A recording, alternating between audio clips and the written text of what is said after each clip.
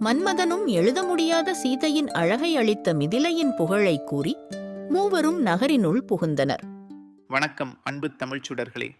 கடந்த பாடலில் மிதிலை மாநகரின் மாடங்களில் ஆடி அசைந்த கொடிகள் மேகத்தால் நனைந்து அகில் புகையால் உலர்ந்த காட்சியை கம்பர் கண்முன் கொண்டு வந்தார். அவை சீதையை மணக்க வரும் ராமனை தேவ மகளிர் ஆடல் போல ஆடி வரவேற்றன என்ற அழகிய படிமத்தையும் நாம் கண்டோம். இப்போது ராமன், இலக்குவன், விஸ்வாமித்திரர் மூவரும் மிதிலையின் பொன் மதில்களை கடந்து நகரினுள் காலடி எடுத்து வைத்தார்கள். அப்பொழுது கம்பர் அந்த மிதிலையின் எழிலை எப்படி போற்றுகிறார் தெரியுமா? குறிப்பாக சீதையின் பேரழகோடு அதை எப்படி இணைத்து பார்க்கிறார் கேட்போமா?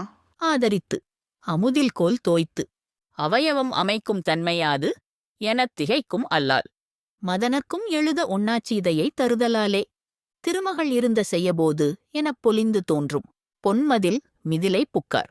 முதல் அடியை பாருங்கள். ஆதரித்து, அமுதில் கோல் தோய்த்து. ஆதரித்து என்றால் ஆசை கொண்டு, ஆர்வம் பொங்க என்று பொருள். யார் ஆசைப்பட்டார்கள் தெரியுமா? உலகத்தின் அத்தனை அழகையும் அளந்து அத்தனை உயிர்களின் உள்ளத்திலும் காதல் தீயை பற்ற வைக்கும் ஆற்றல் கொண்டவனாயிற்றே மன்மதன். அப்படிப்பட்ட காதல் தேவனான மன்மதன் ஒரு நாள், ஆகா, இந்த உலகுக்கு ஓர் உன்னத அழகை ஓவியமாக தீட்ட வேண்டும் என்று ஆசைப்பட்டானாம். எந்த ஒரு சித்திரத்தை வரையவும் வண்ணங்களும் தூரிகையும் வேண்டுமே. அதனால் அவன் எடுத்த வண்ணப் பொருள் என்ன தெரியுமா? அமுதில் கோல் தோய்த்து. ஆம், வண்ணத்திற்காக அமுதத்தையே எடுத்தானாம். எழுதுகோலை அந்த அமுதத் திரவத்தில் தோய்த்தானாம். என்னே கம்பர் கண்ட கற்பனை! சாதாரண ஓவியத்திற்கு நீர் தேவை, உன்னத ஓவியத்திற்கு அமுதம் தேவை. அடுத்த அடியை பாருங்கள்.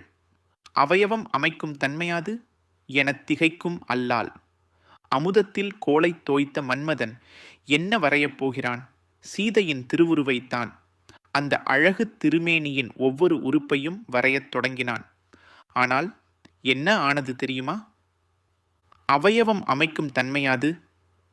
ஐயோ, இந்த உறுப்புகளை எப்படி அமைத்து வரைவது? இத்தனை நுட்பமான, இத்தனை கவின் மிகுந்த, இத்தனை திவ்யமான அழகை எப்படி என் தூரிகையால் வடிப்பது என்று மன்மதனே திகைத்துப் போனானாம். ஸ்தம்பித்து நின்றானாம்.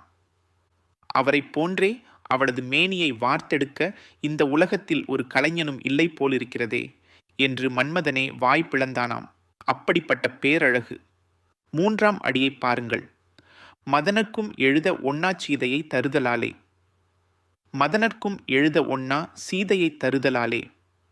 அதனால்தான் காதல் தேவனான மன்மதனுக்கே வரைய முடியாத அழகின் உருவமாகிய சீதாதேவியை தன் மண்ணில் தாங்கிப் பெற்றதாலே. ஆம், சீதை பிறந்ததே மிதிலையில்தானே. அந்த மிதிலை உலகத்திற்கே இணையற்ற அழகை பரிசளித்த புனித பூமி அல்லவா? நான்காம் அடியை பாருங்கள். திருமகள் இருந்த செய்யபோது என பொலிந்து தோன்றும். அப்படிப்பட்ட சீதாதேவியை பெற்ற பெருமையால் திருமகள் இருந்த செய்யபோது என பொலிந்து தோன்றும். திருமகள் உரையும் செந்தாமரை மலர் எப்படி பொலிவுடன் புனிதத்துடன் மிளிருமோ அதே போல அந்த மிதிலா நகரும் பொன்னொளி வீசி பிரகாசித்தது என்கிறார் கம்பர். என்னே ஒரு உவமை! சீதாதேவி திருமாலின் மனையாள் அல்லவா? திருமகளைப் போன்றவள் அல்லவா? அப்படியானால் அவளை பெற்ற மிதிலை திருமகள் உரையும் தாமரைக்கு ஒப்பானதுதானே. கடைசி அடியை பாருங்கள். பொன்மதில் மிதிலை புக்கார். அத்தகைய பொன்மதில் மிதிலை புக்கார். ஆம், பொன்மயமான மதில்களை உடைய அந்த மிதிலா மாநகரின் உள்ளே ராமனும் இலக்குவனும் விஸ்வாமித்திர முனிவருமாக மூவரும் நுழைந்தார்கள். அவர்கள் உள்ளே நுழைந்த போது அந்த நகரத்தின் பொலிவு, அதன் தூய்மை, அதன் சீதேவியின் அழகை தாங்கிய கம்பீரம் என அத்தனையும் மூவரையும் மெய்மறக்கச் செய்திருக்க வேண்டும். இப்படி மன்மதனையும் மயக்கும் சீதையின் அழகோடு மிதிலையை இணைத்து அந்த நகரினுள் ராமன் காலடி எடுத்து வைத்தான் என்று கம்பீரமாக பதிவு செய்கிறார் கம்பர். இனிவரும் பாடல்களில் இந்த மூவரும் மிதிலையின் வீதிகளில் என்னென்ன காட்சிகளை கண்டனர் என்பதை தொடர்ந்து கேட்போம்.